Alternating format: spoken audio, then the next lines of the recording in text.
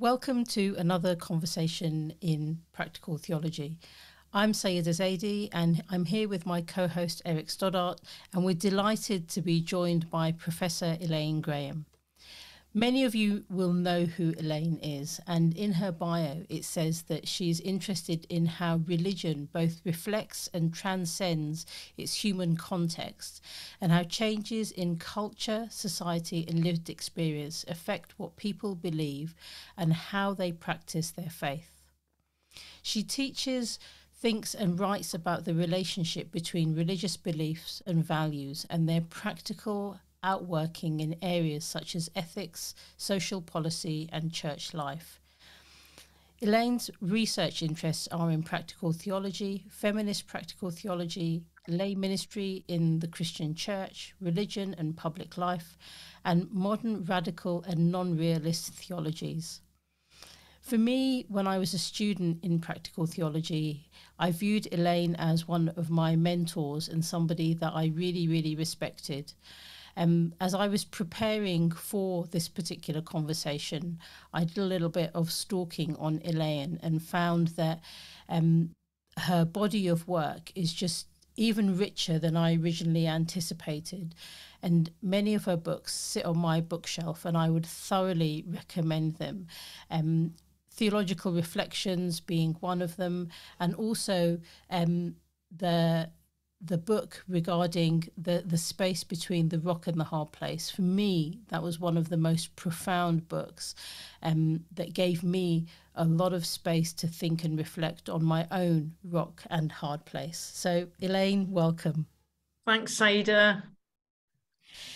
I'd love to begin just by asking, in terms of that kind of play on words of rock and a hard place, where do you think are the rocks and hard places in theology research and study today?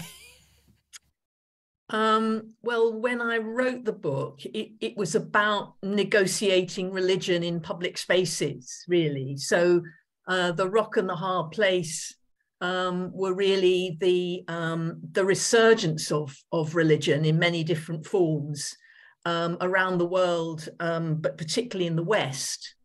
At a time when perhaps the dominant narrative in Western academic work around religion was of continuing secularization and the irrelevance and marginalization of religion. So you had the resurgence sort of against the grain of that narrative on the one hand, but the narratives of secularization and secularism were still very strong. So in a way, you had this sense of religion that had never really gone away, but also considerable resistance, for good reason in some cases, to the idea of any kind of public profession of faith. And I think a lot of mainstream social science was somewhat behind the curve. And so the rock and the hard place was trying to say, well, what is the space in between the narrative of secularism and secularization and the resurgence of religion on the other hand? And challenges that are still very relevant today. I mean, you wrote the book 10 years ago and it's still very relevant. Yeah. I'm wondering, where do you think we might kind of focus our attention to help us deal with some of these challenges? Because I'm kind of seeing a space not just in the academy but also in what I call the real world outside the academy, where there's an increasing tension between people who are professing their faith however they choose to do it and those who are not. Yeah. There's a lot of suggestions about how we do that. I mean, one idea is what's often called religious literacy, that you need courses and programs to help people to know more about religion. But I think what I'm interested in and what the writers that I admire are interested in is actually what the lived experience really of being a person of faith. And that, I think, is both more, it's richer, it's a thicker description of faith in the modern world, but it's also more attractive because it comes from the heart, it comes from personal experience. And I think that helps to overcome this sense that religious people are in some way not part of the mainstream. I think, to communicate something about the normality of faith as it is lived in everyday life and the struggles that often go with that. I don't know many people who don't admit to doubt or struggling with faith. And I think very often the view of religious people is that they're all zealots and fanatics and they don't have a moment of doubt. And they have this kind of firm set of beliefs in their head, which they go around spouting, when in fact, for most people, it's actually quite a relief to say, well, faith isn't about belief and about kind of lining up your doctrines and knowing all your texts and being able to quote them. It's just about trying to live with integrity and trying to live in a community that holds to these values. So I think the value of lived experience is really, really important, and telling those stories and having conversations. The title of this podcast is really, really important. Theology is a conversation. This kind of mediation between belief and various forms of non-belief is also a conversation.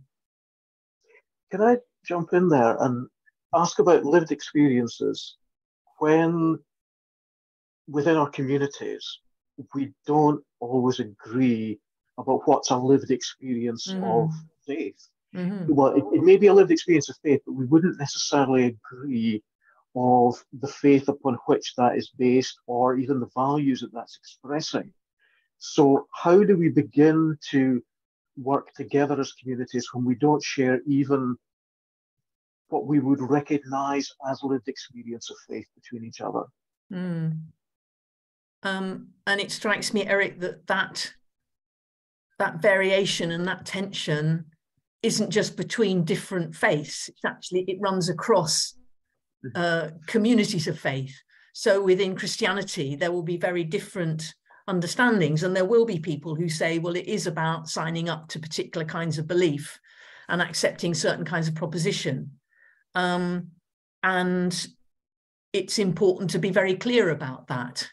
And in a sense, one's experience is dictated by that tradition and by that teaching. I guess within practical theology, we sort of turn that on its head and say, we want to start from experience because that's where the questions arise. And then we try and live with a tradition and work with a tradition that helps us make sense of that experience. But that in itself is a questionable and challenged point of view. And very often it feels like it's not a conversation, it's simply people talking past one another. Yeah, because that, as you're talking there about within faith communities, there is such divergence as to what qualifies as an authentic or faithful lived experience. And that, to me, seems to be, as you're identifying it, just such a crucial, maybe level of honesty.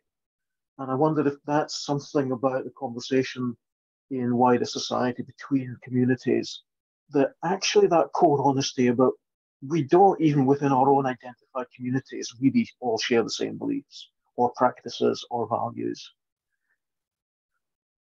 Yeah, and it's difficult to find the places of where those humane conversations can take place.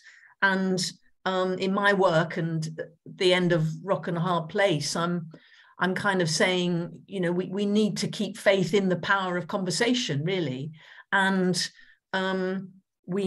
part of what I would regard as a kind of Christian public vocation, and the vocation of a public theologian, is actually to facilitate those spaces. And it seems to me that's a kind of good work of citizenship, to have those good places where people can actually disagree well. But a lot militates against that. Social media is very kind of compartmentalized, so we descend into our silos. And when times are tough and people feel vulnerable, then they're less likely perhaps to risk further vulnerability by opening themselves up and wanting to engage with people who are very different. We all tend to kind of retreat into our safer spaces, which are communities of similarity rather than communities of difference or engagement. And you make a lot in your work about the apologetics of presence, which for me is relevant beyond just Christianity, that engagement with others in demonstrating the values and lived experience of faith rather than the apologetic rationalized conversation. And I wonder how that apologetics of presence for you works out in actual spaces, because the more abstract concept of space for one another is crucial. But in actual physical spaces, how do we, as faith communities and as individuals, do that apologetics of presence? Mm-hmm. And I think it starts often with the very local and the immediate. And it's about responding to need in your neighborhood. So a food bank, or here in the town where I live, I'm part of a group that started before the pandemic to address issues of social isolation.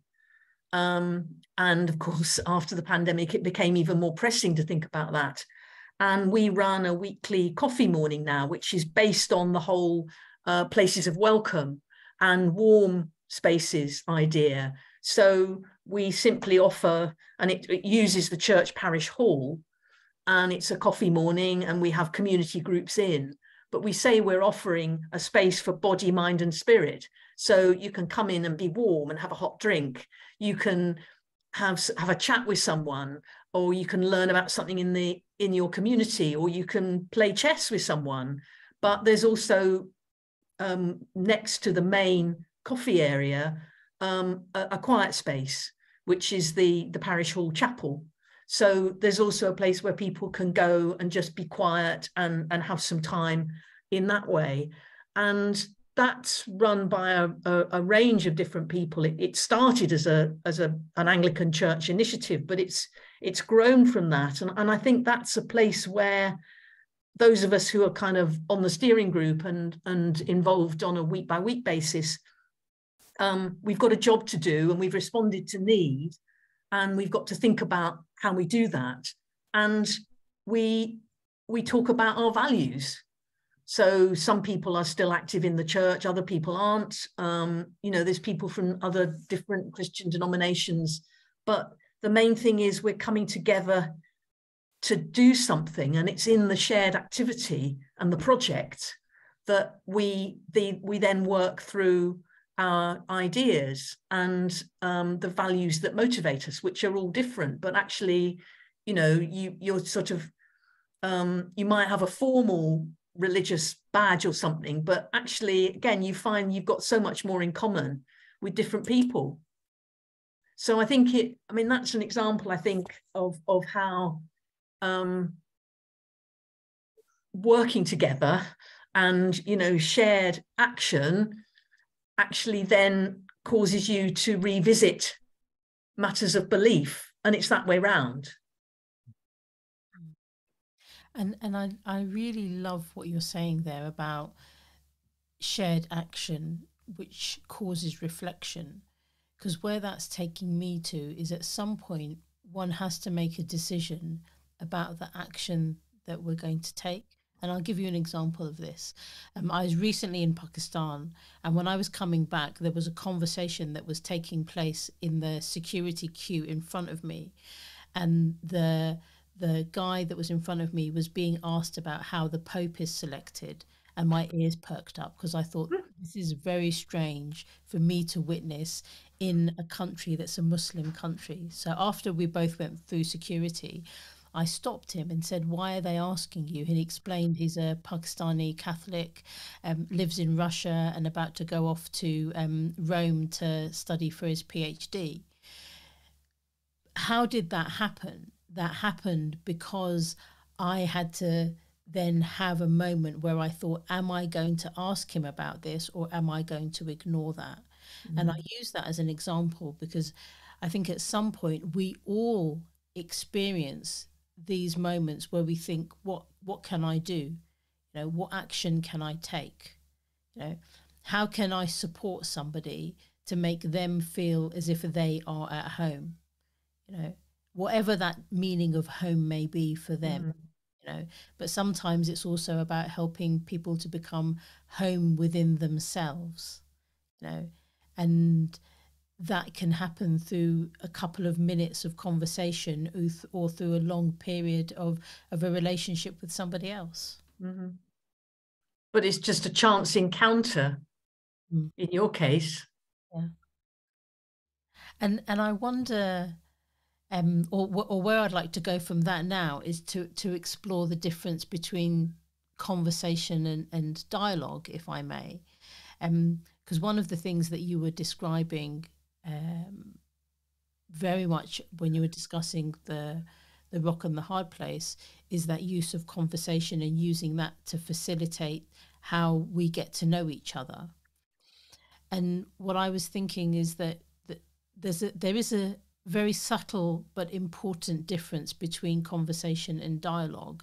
And so I sometimes struggle to get involved with interfaith dialogue because it feels more of an exchange of information and less about really engaging with a individual or with a body of knowledge to be able to understand it. And I wondered what your thoughts about that might be. They are related. But for me, yes, dialogue implies something more formal and maybe something more instrumental. You know, there's going to be an end to this, and and we're going to sit down and we're going to plan this, and you know, we're going to reach a conclusion. Whereas conversation is very informal and it's much more everyday. And it might be the conversation you have with your neighbor or the person next to you in the airport queue. And maybe there's less pressure there to kind of determine in advance what's going to happen or have high expectations.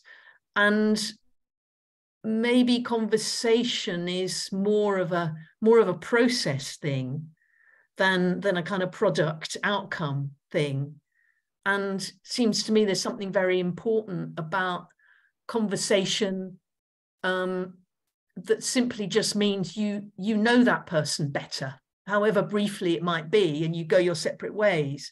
But again, there's something about an encounter that is truly about learning something new, and listening as much as talking. And just simply that person being present, or the participants in a conversation simply being present for one another. I love the way that you've described that, and what I'm thinking about now is how I you know, my tradition teaches me that we're made to be relational human beings. It's not about, you know, you can't live in isolation. Well, you can, but then actually your relationship with God changes as well, you know. And yet when you relate to others or you encounter others, you engage with others, then that's when things become a bit more challenging, you know, because you discover more about yourself and about others. So your relationship with God then deepens as a result of it.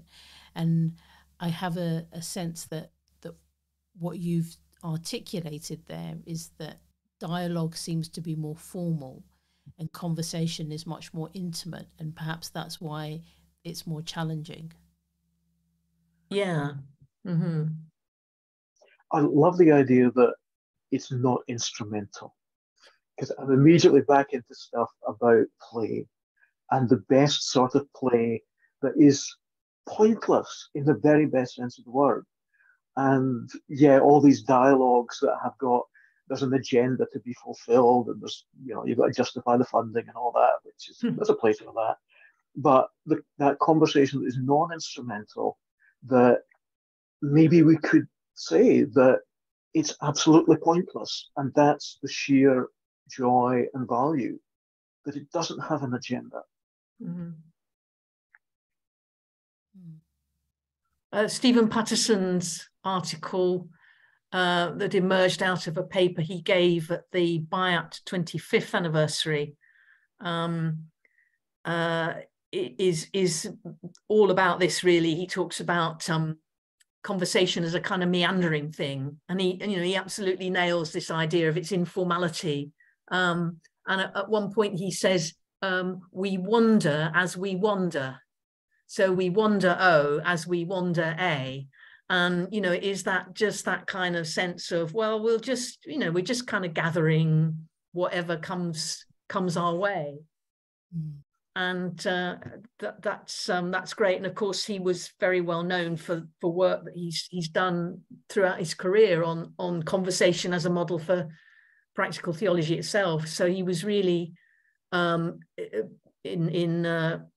at the Bayat conference in 2019, really picking up on that idea and developing it in his own inimitable way. But is it actually really very countercultural to do that sort of pointless, meandering, wandering in both senses? That's really now countercultural, because there's got to be outcomes to everything. That's the way so many of us are being influenced by society. And yeah. Is that influencing, do you think, how people even not just think about one another, but think about God? There's always got to be some sort of instrumentality in all of this. Yeah, and I guess, if you're the sort of person who prays, then thinking about prayer as a form of conversation. But again, you could easily say, right, God, as a result of this prayer, I now know what I'm going to do with the rest of my life. Or, right, God, that's sorted then. As the outcome of this conversation with you is that you are going to show Vladimir Putin, insert the name of your most hated politician in that space, you're going to show Vladimir Putin the error of his ways. And it's kind of, right, we've done that now and we can move on.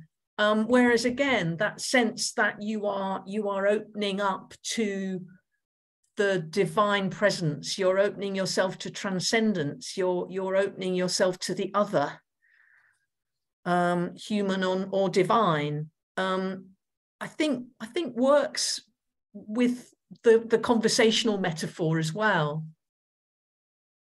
Yeah, you're just coming into the presence of the life of God and listening to see where it's going to go. Yeah. And I love the way that you've kind of like linked prayer into this conversation, because the Muslim prayer 5 times a day is described as a conversation with God. Oh, wow. We have an opportunity to do that, but what tends to happen, and I'm talking real talk here, because people are stuck in the hustle and bustle of life. So that when they enter into that conversation, often it becomes about process, and it's more about, how do I say the things that I've got to say? And the space then isn't created to listen to the reply.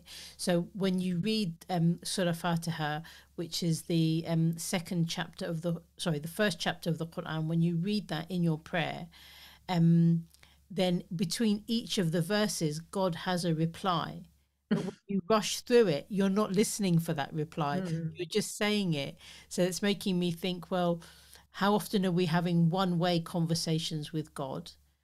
And actually, even in our day-to-day, it often shows up as one-way conversations with other human beings as well. because it's about me telling you what needs to be done rather than listening for what you're really saying. Yeah. And I think we're all kind of saying that conversation isn't just a transaction. And sometimes we don't even know what the outcome is. And so one of the things that I find fascinating and difficult to surrender to, if I'm honest, is that when I pray, what is the answer? What's the outcome? What am I receiving? Some of the things that you were discussing earlier. And it's about surrendering to the divine and just kind of saying, okay, well, I've sent my prayer. The answer will come in the way that God wants it to. And allowing that to happen without the outcomes, without kind of saying, this is precisely what I need and I need it gift wrapped in this way, because most of the time that doesn't happen. And I guess other religious traditions would talk about this as kind of letting go of the ego. Yes. And the language of surrender isn't always helpful, but that sense that you are simply giving up, even if it's like a silence or a void or a nothing. In a sense, that business of letting go, that process of letting go, or even of acknowledging that you are part of something larger than yourself, and that life is not a monologue. And as you're saying, Saiyyidah, we can't live in isolation. So I think that sense of conversation as becoming vulnerable to the other and opening up in the process is also a part of all of this. And that then seems to come back to the practice of spaces and places that embody that safety to be vulnerable with one another. And sometimes religions don't have that good reputation of being safe spaces, even for their own. I think of someone who came to me and was talking about their perception of the Christian community, and they said, "You're not, as a community, what I expected you to be."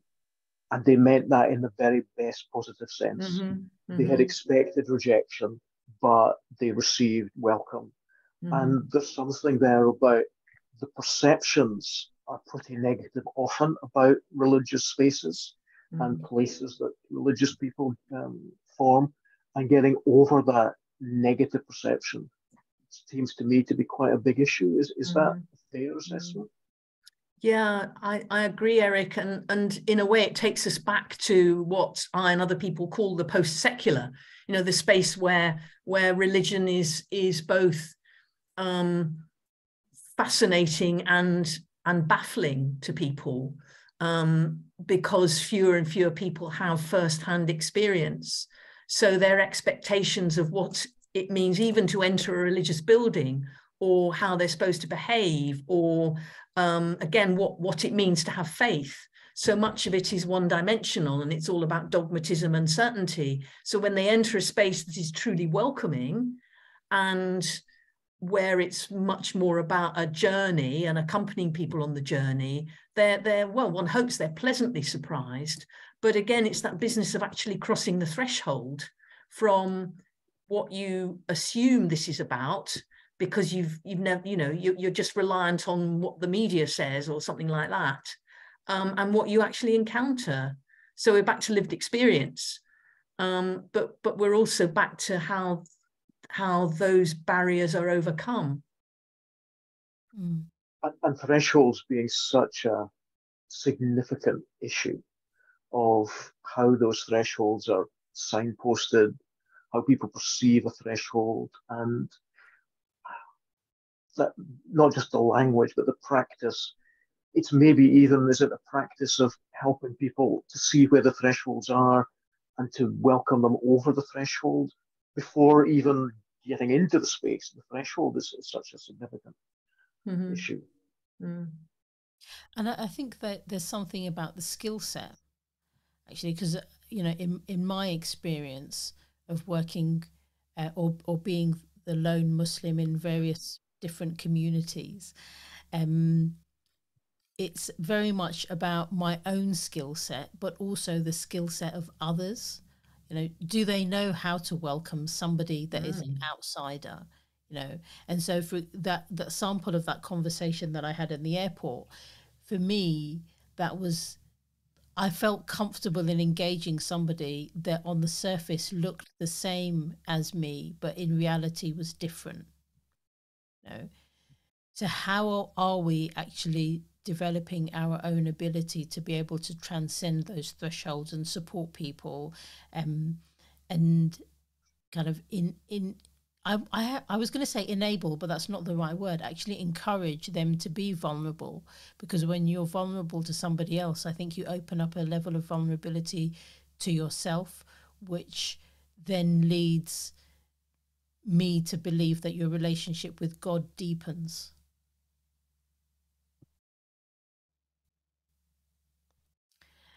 And I wonder, how might we create those spaces where people can enter without some of the baggage that the media gives to us and that our experiences, negative experiences, give to us?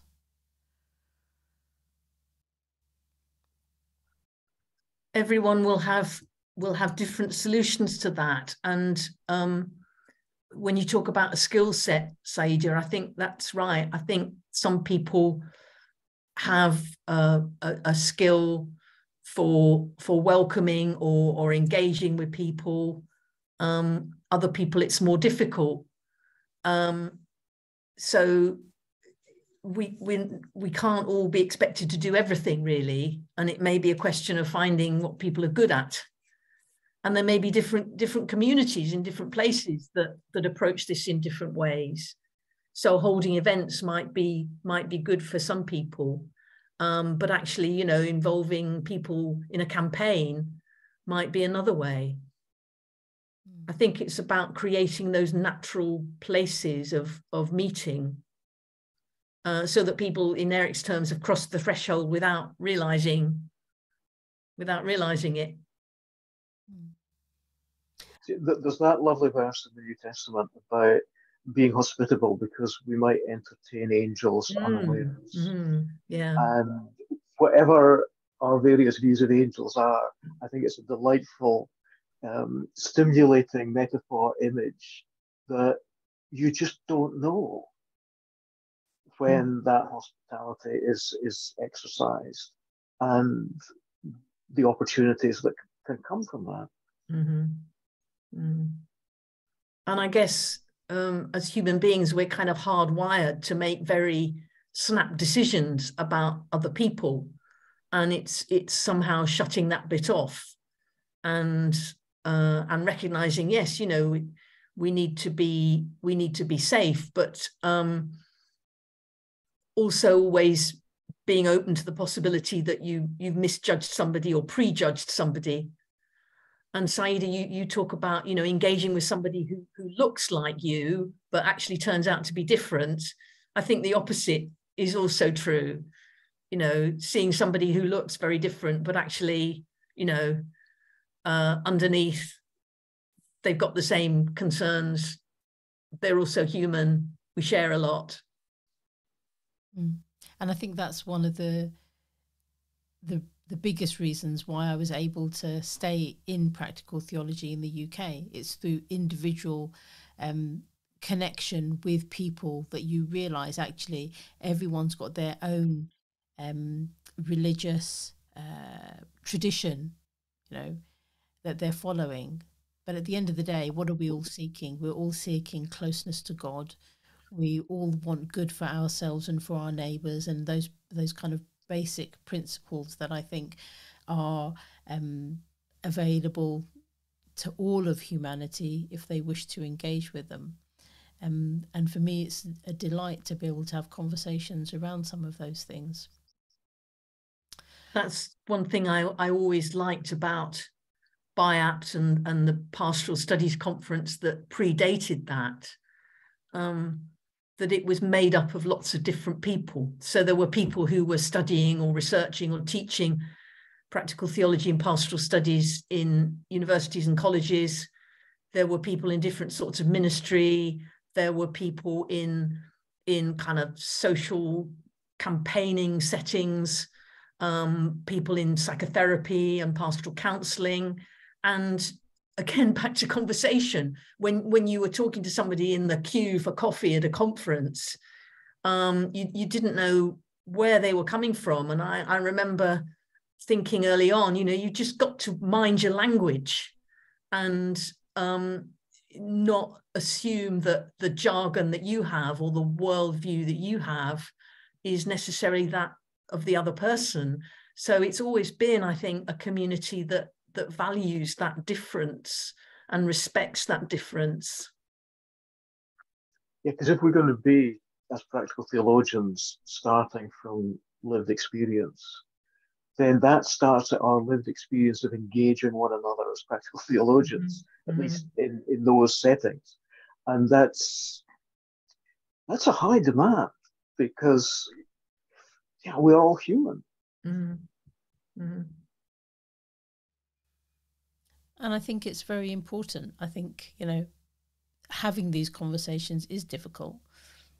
But in my own experience, I think it makes me a better practical theologian to be able to do it, because I'm having to deal with my lived experience much more rather than just kind of, shove it under the table and ignore it when it's challenging. I'm very conscious of time, and Elaine, I think I could probably speak to you for the rest of the day.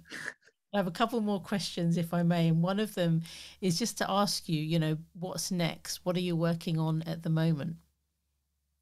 I'm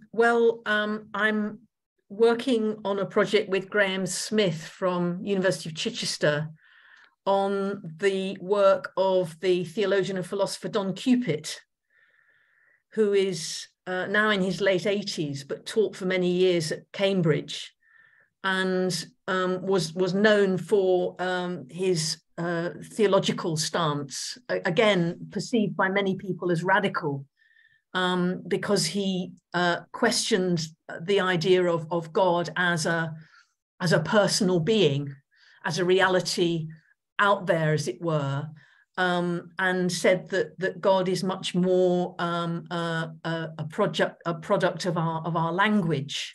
That when we talk about God, we are expressing something about our highest moral aspirations. We are projecting a path of life and spiritual exploration, but there isn't a transcendent being out there who kind of really exists as a really real being.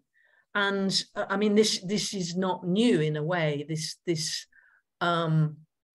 this question, and it's been explored in many ways by different theologians. But Don Cupit's work attracted a lot of attention and controversy from the 1980s onwards, particularly with a television series on the BBC called The Sea of Faith, which explored these ideas. And Graham and I have had access to the archive of Don Cupit's published and unpublished work and his papers, including a huge amount of correspondence from the audience of the television series, which, believe it or not, in 1984 went out in prime time on a Saturday night on BBC. Now, that in relation to what we've been saying about the sort of diminishment of religion, that in itself is a fairly amazing thing. But there are 12 box files of this correspondence.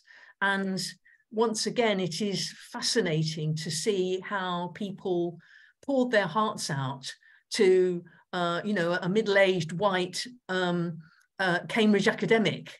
And yet, because he was exploring these questions and was admitting himself to questions of faith and doubt, and I think was perceived by his viewers as being on a journey as he explored the traditions really from the 16th and 17th century in Europe of this kind of radical skepticism about the nature of God, and was God simply a projection of our own psychology or a projection of our own social malaise?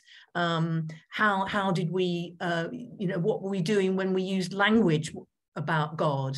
And was it just symbol, or was there a reality beyond this? So he was exploring all of this, and people really identified with that. So I think that showed that 40 years ago almost, people were interested in hearing somebody who was prepared to step away from the certainties and explore some of these issues in more depth. And a lot of the correspondence says, why, I've been sitting in the same pew in the same church for 60 years and I've never heard a sermon like this. Why has this almost been hidden from me? And again, that sense of a mismatch between what someone like Don Cupid was exploring, perhaps from a more academic philosophical point of view, but nevertheless, it wasn't anything that the churches really were confronting. And yet people were kind of carrying these questions about God. Does God exist? What does it mean when we talk about God? What implications of that? They sort of carried these questions and doubts like guilty little secrets. And, it was an outpouring for relief to hear somebody on primetime television talk in this way. So what Graham and I have been doing is tracking the impact 40 years ago, but asking the question, where are those spaces where we can have those conversations now? And who are the people who might attract the same kind of public attention, who are voicing these same kind of questions. And I think it's even more pressing a generation or so on, because people have drifted away from organized religion, certainly in terms of Christianity. And the sense from the correspondence 40 years ago in the mid-80s is that most people writing to Don Cupid had some sort of notional Christian upbringing, and for many of them, embracing something like a non-realist or a more radical theological faith necessitated a break with that old religion. But in a sense, people haven't even got the old religion anymore, but they're still asking those spiritual questions, and they're still open to those ideas. But how might they be engaged, and how might they be encouraged to explore those ideas? I think the question as to whether, a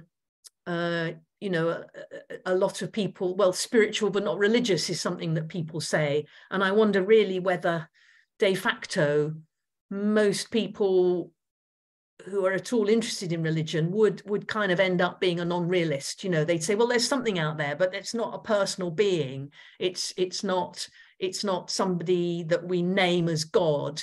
It's much more about a kind of non-personal entity or life force, or the force of love, or something like that. So the language that people are trying to use about their own spiritual journey is really, really important. And again, we're starting from people's experience, but whether there's a rich enough language to enable that. So that's something that we're asking. Where has that tradition gone?